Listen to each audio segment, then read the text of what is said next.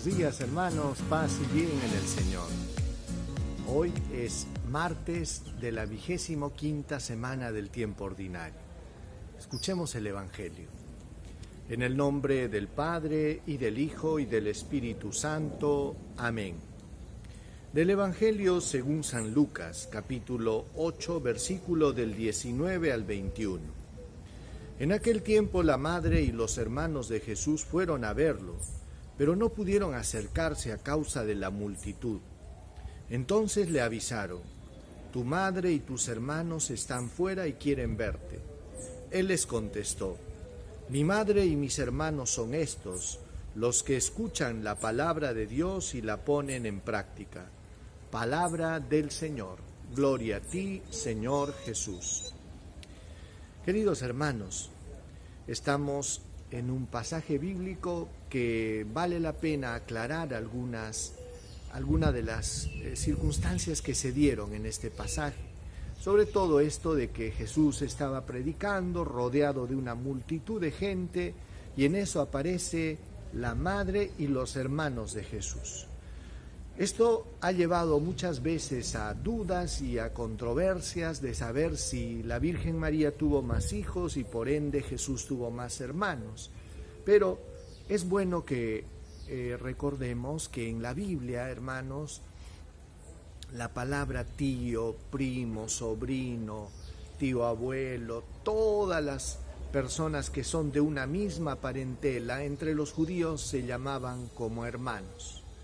Tal es el caso, por ejemplo, entre Lot y Abraham. Lot era sobrino, Abraham era tío abuelo de Lot, pero sin embargo, cuando hubo una discrepancia entre los pastores de Abraham y los de Lot, ellos decidieron hacer las paces y tomar la decisión de la concordia porque eran hermanos. Y entonces la idea de fraternidad, de hermandad, hermanos, era muy extendida entre los judíos, sobre todo en todos aquellos que pertenecían a una misma parentela. Otro acontecimiento que nos aclara este panorama es cuando Jesús estaba en la cruz. Dice que junto a la cruz de Jesús estaba su madre, María, la hermana de su madre, y María la Magdalena. O sea, en la cruz de Jesús habían tres Marías: María, su mamá, María, la hermana de su madre, y María Magdalena. ¿No les parece un poco extraño que María tenga una hermana que también se llamaba María? Es que no era su hermana, simplemente que era pariente. Era María la de Cleofás.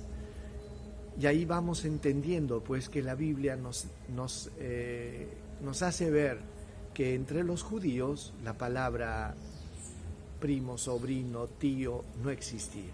Bien, aclarada esta duda, es bueno que veamos lo que aconteció en este momento. Dice que María y sus parientes fueron a ver a Jesús, pero había tanta multitud de gente que les era imposible llegar hasta Jesús. Y es que Jesús, hermanos, estaba inmerso en una misión que había colmado todas sus prioridades. La prioridad de Jesús por excelencia era el anuncio del reino de Dios. Todas las demás cosas quedaban en un segundo plano. Y es porque Jesús se había consagrado a una misión. ¿Qué quiere decir? Toda su fuerza, todas sus energías las había consagrado y las estaba dedicando ¿a qué? A la difusión del reino. No quiere decir que Jesús no ame a su madre o que desprecie a su madre, para nada. Jesús hace una declaración que se ajusta perfectamente al perfil de la Virgen María. ¿Qué es lo que dice Jesús? Dice, cuando le dicen: «Tu madre y tus hermanos están fuera y quieren verte», Jesús contestó: «Mi madre y mis hermanos son estos», señalando a sus discípulos, señalando a la gente que lo seguía, y decía: «Los que escuchan la palabra de Dios y la ponen en práctica». Nadie como la Virgen María, hermanos, escuchó la palabra de Dios y la puso en práctica. María es la perfecta guardadora de la palabra de Dios. Recordemos que la Biblia nos dice cuando habla de María Santísima, que ella guardaba cuidadosamente cada acontecimiento y lo meditaba en su corazón.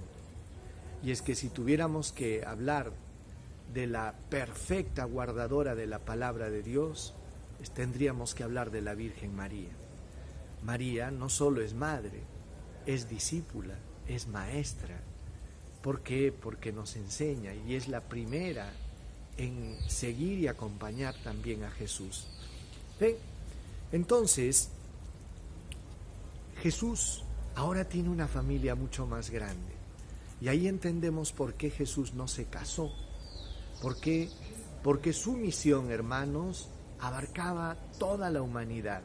Él no podía quedarse circunscrito a un pequeño núcleo familiar, sino que la misión de Jesús estaba extendida a todos los hombres y de todos los tiempos. Y eso iba a abarcar todo su tiempo. Y es por eso que ahí entendemos el porqué de los religiosos, de los sacerdotes, que hacen este voto de celibato para consagrarse a una misión mucho más grande. Bueno, pidámosle al Señor pues que nos ayude a sentirnos como María y los discípulos, también la familia de Jesús, que aprendamos a guardar esta palabra y conservarla en el corazón.